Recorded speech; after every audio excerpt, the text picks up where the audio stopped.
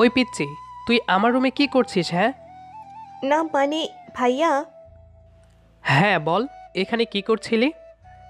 এমনি এসেছিলাম। আমি কি তোমার রুমে আসতে পারি না? হ্যাঁ পারিস তো। আচ্ছা এখন বল, কিছু কি লাগবে?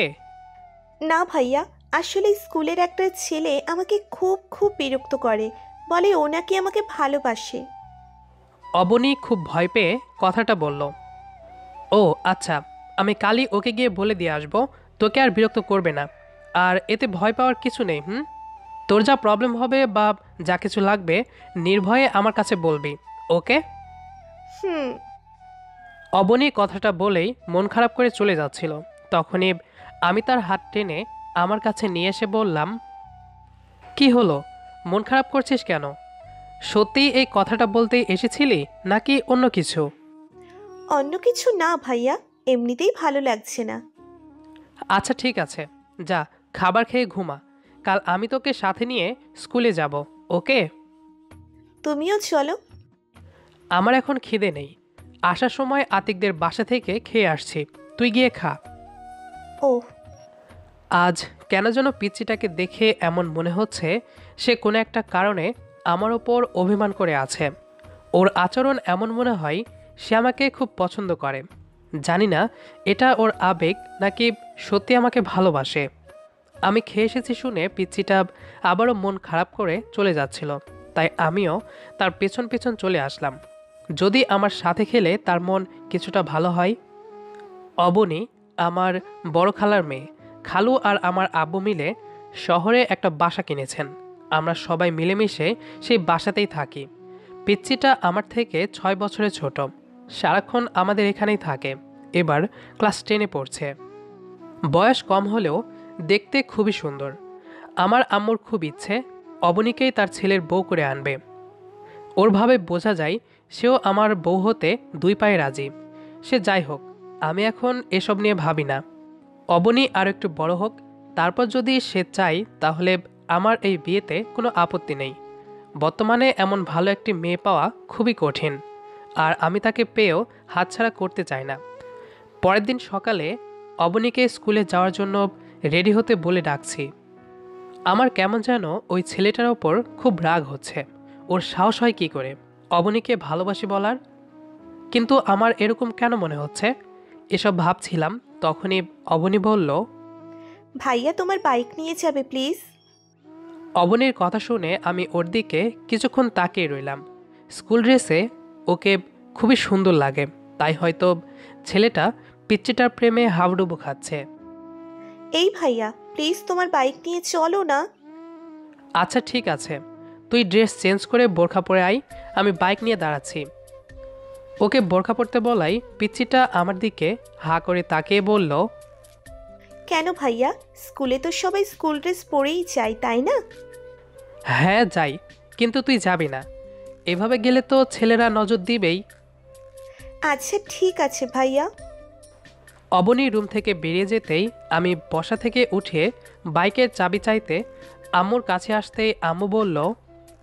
তানভীর, তুই কি কোথাও যাচ্ছিস?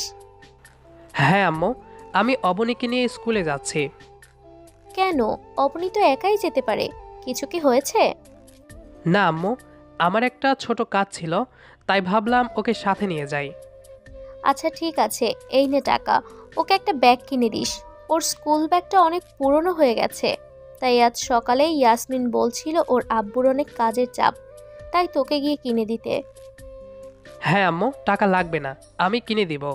এখন বাইকের চাবিটা দাও। দেখ, বাইকের চাবি তোর আব্বুর ড্রয়ারে রেখে গেছে, নিয়ে যা। ওকে আম্মু, বাই। এই বলে আম্মুর রুম থেকে বাইকের চাবিটা নিয়ে বাইরে আসতেই অবনী চলে আসলো। তারপর দুজনে স্কুলে এসে অবনীকে নামিয়ে দিতেই পিচ্চিটা বলল। ভাইয়া স্কুল ছুটির পর আমাকে নিতে আসবে প্লিজ। এই পিচ্চিটার ওপর মাঝে মাঝে আমার এত রাগ হয়, সবসময় শুধু অনুরোধ করবে আর ভাইয়া ভাইয়া বলে ডাকবে। এমনিতে বললে কি আসবো না নাকি? আচ্ছা ঠিক আছে, স্কুল ছুটির পর আম্মু বলেছে তোকে ব্যাগ কিনে দিতে। এখন চল, কোন ছেলে তোকে বিরক্ত করে দেখছি। আমি কথাটা বলতে অবনী আমতা আমতা করে বলল। না আসলে ভাইয়া, আমি কাল তোমাকে মিথ্যে বলেছিলাম। পিচ্চিটার কথা শুনে আমি ওর দিকে রাগী চোখে তাকালাম।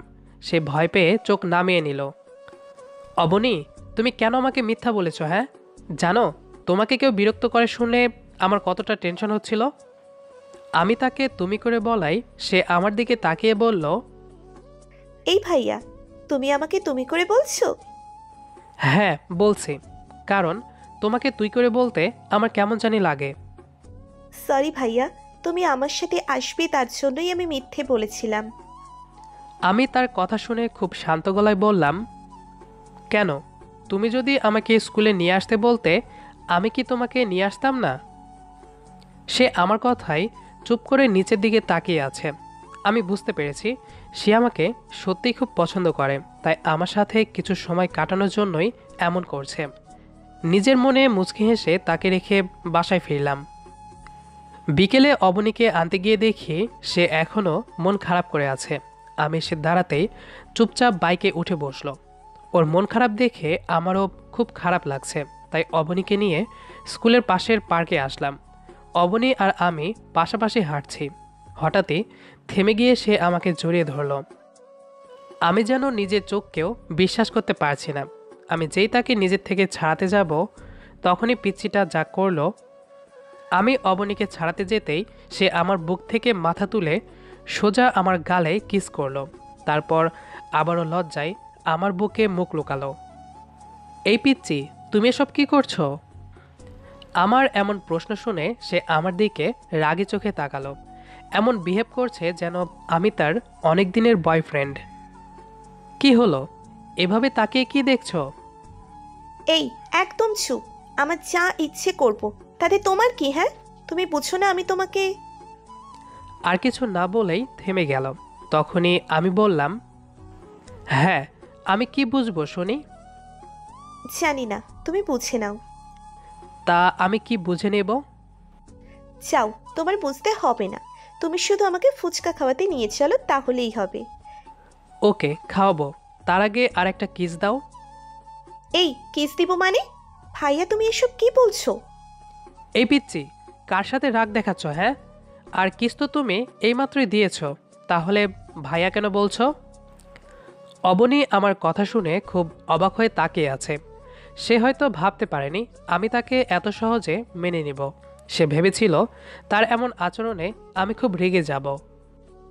এই, কি ভাবছো? এটাই তো আজ আমি তোমাকে বারবার তুমি করে কেন বলছি। এর কারণ আমি তোমাকে পছন্দ করি, আর আমি এটাও বুঝতে পারি তুমিও আমাকে পছন্দ করো। কিন্তু এতদিন কেন বলিনি জানো? তুমি খুব ছোট ছিলে তাই। পিচ্চিটা আমার কথাই খুব খুশি হয়ে বলল, তাহলে আজ কেন বলছো? তার মানে আমি এখন বড় হয়ে গেছি? না, তুমি এখনো বড় হওনি। আমার মুখে না শুনে তার হাসি খুশি মুখটা নিমিষেই শেষ হয়ে গেল। তখন আমি তার দুই গালে হাত রেখে বললাম, অবনী, কাল যখন তুমি আমাকে বলেছিলে স্কুলের একটা ছেলে তোমাকে ভালোবাসে, তখন আমার খুব কষ্ট হচ্ছিল। আমার মনে তোমাকে হারানোর ভয় এসে জমেছিল। যদি তুমিও ছেলেটাকে পছন্দ করতে, তাহলে আমার কি হতো? হ্যাঁ, আমি তোমাকে অনেক অনেক ভালোবাসি, কারণ তুমি খুব ভালো একটা মেয়ে, আর আমার আম্মু চাই তোমাকে আমার বউ বানিয়ে আনতে। এতদিন শুধু এজন্য বলিনি, ভাবতাম এখন তুমি ছোট, তাই ভালোবাসা কি সেটা তুমি বুঝবে না। আমার কোনো ছোট অবহেলাতেও তোমার মনে খুব বড় ক্ষত তৈরি করতে পারে। কিন্তু জানো, আজ যখন আমি জানতে পারলাম তুমি শুধু আমার সাথে কিছুটা সময় থাকার জন্যই মিথ্যে বলেছ, জানো আমি খুব খুশি হয়েছিলাম যে তুমি এখন ভালোবাসার প্রকৃত মানেটা একটু হলেও বুঝো। আর এখন থেকে আমি তোমাকে সবসময় তুমি করেই বলবো। সত্যি ভাইয়া, তুমি আমাকে পছন্দ করো? হ্যাঁ পিচ্চি, শুধু পছন্দ করি না, অনেক ভালোবাসি। লাভ ইউ পিচ্চি। লাভ ইউ টু ভাইয়া। অবনী আমাকে পাওয়ার আনন্দে লাফ দিয়ে আমার গলা জড়িয়ে ধরলে আমি তাকে কোলে তুলে নিলাম। কিছুক্ষণ দুজনে পার্কে বসে গল্প করে অবনীকে মার্কেট থেকে একটা স্কুল ব্যাগ কিনে দিয়ে তারপর দুজনে ফুচকা ঝালমুড়ি খেয়ে বাসায় ফিরলাম।